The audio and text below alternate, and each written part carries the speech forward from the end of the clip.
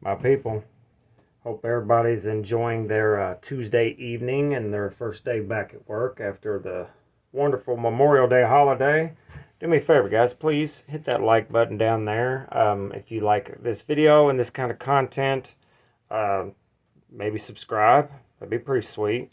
Also, there will be a link to Patreon in the description if you are interested in supporting the channel in any way. Make sure you check out DNKKnives.com. And if you order something from there, you can use this coupon code Behind the Edge 10 to get yourself 10% off.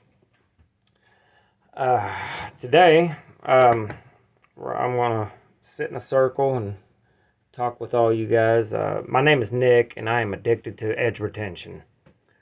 I am shamelessly addicted to high wear-resistant tool steels, and to a slightly lesser extent, some stainless steels like this that perform exceptionally well for being a stainless steel.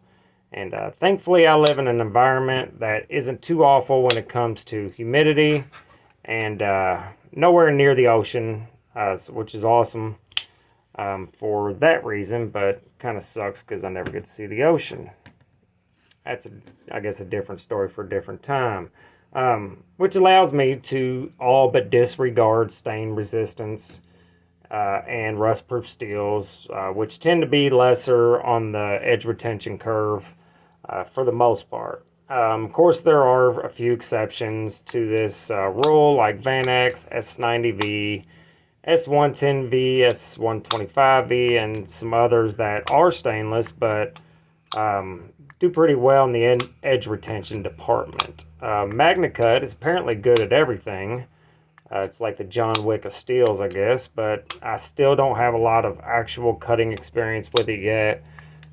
So the verdict is not in yet on that one. And honestly, I think no matter what do-all steel comes out in the future, I'm still going to gravitate towards tool steels. Some of my favorites include K390, which is at the moment and holding on my favorite steel, 15V, 10V, M4, Maximet, Rex 45, ASP 60, which I've only had on one knife, but I used it quite a bit and I liked it.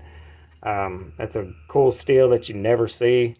And then there's some other tool steels that I do like because they balance pretty well with toughness and edge retention, like 4V, Crewwear, Z-Wear, which isn't awesome at edge retention, but they're not awful either.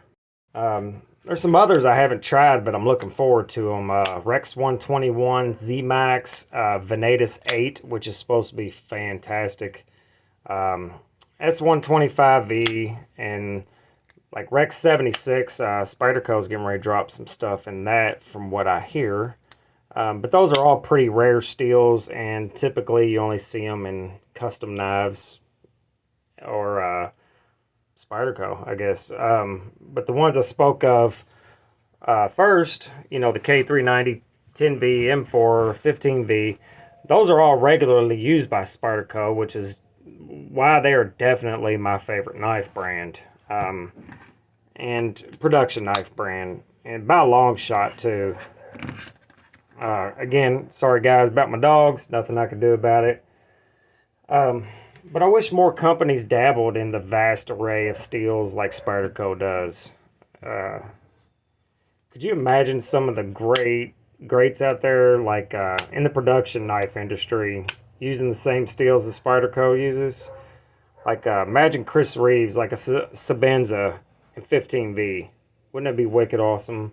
Or Benchmade, which I don't particularly care for, and they use a few different steels, but there's some models out there that would definitely be pretty rad if they used K390. Even stuff like ZDP 189, which isn't the most miraculous stuff in the world, but it does hold an edge quite well.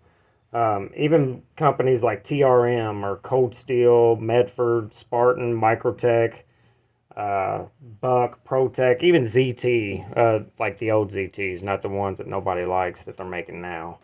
Now, all those do use multiple blade steels, like I said, but not even close to what a company like Spyderco does. I think that would be awesome. That's just me, of course. I'm sure everyone enjoys knives.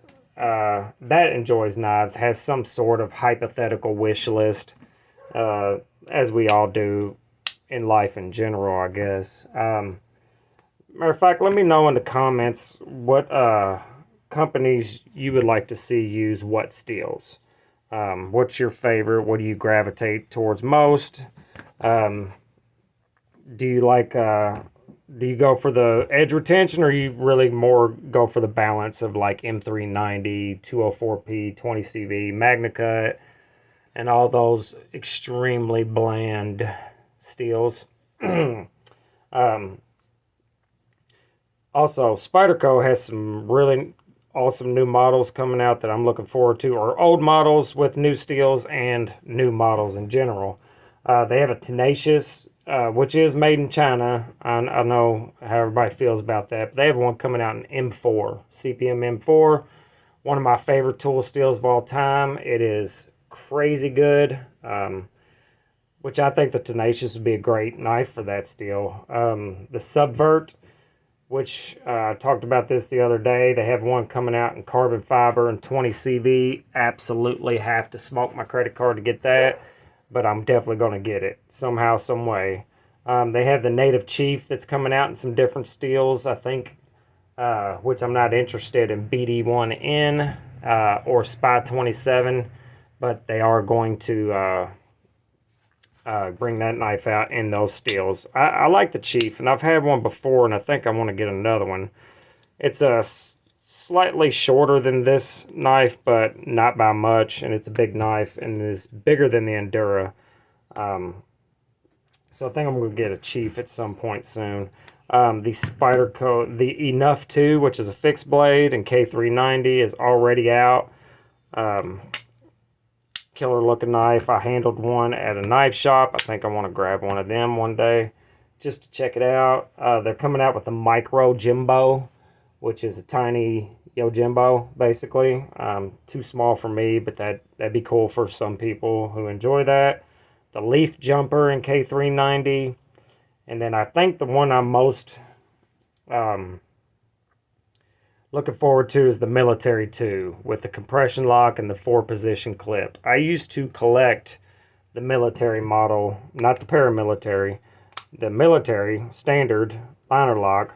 I had 8 or 9 of that model at one time in different steels, crew wear. I had the one that was the carbon fiber and titanium frame lock S90V, which is probably my all-time favorite military I've ever had, and I absolutely regret getting rid of that because that thing is a pain in the butt to find, and if you do find one for sale, you're gonna pay for it. Anyway, that's what they got coming out that I've seen so far that I'm interested in. I like the amount of models they do. I do like Spyderco. I just wish other companies would do what they do with the steels and do them well as also, because that's very important. But, you know, if a company like Benchmade or ZT did, you know, more models and many, many different steels, I would probably buy more of them. That's just the truth.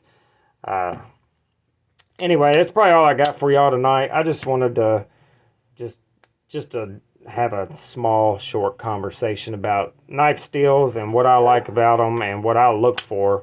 Let me know in the comments if you agree, disagree, have different opinions about them, and we'll see you all in a day or two. Make sure you're good to each other, nice to each other, and try not to be a cunt, because then nobody will like you. Later.